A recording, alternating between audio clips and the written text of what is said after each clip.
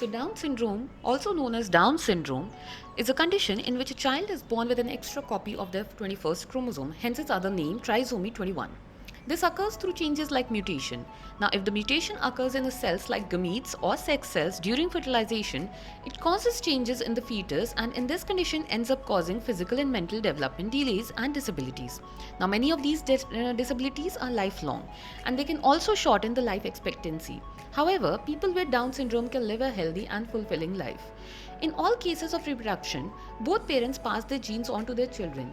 These genes are carried in their chromosomes. When the baby's cell develop, each cell is supposed to receive 23 pairs of chromosome for 46 chromosomes total. Half of the chromosomes are from the mother and the other half from the father.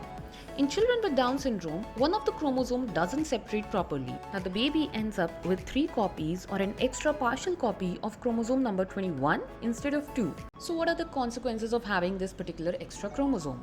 Now an infant with a Down syndrome can be born an average size but will develop more slowly than a child without this condition. People with Down syndrome usually have some degree of developmental disability, including physical, mental, and social. It ranges from mild to moderate, but they excel in many other fields and have known to have extra special abilities.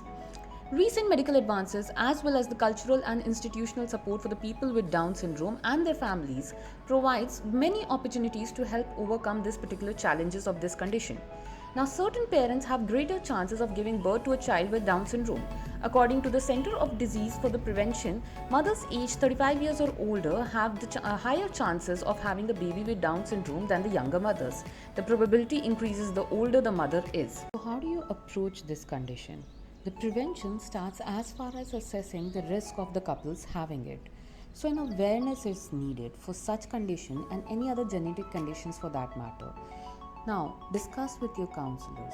They may offer the couple genetic testing for confirmation before and during early weeks of pregnancy. We provide the couples with the risk factors and help them guide towards their choices.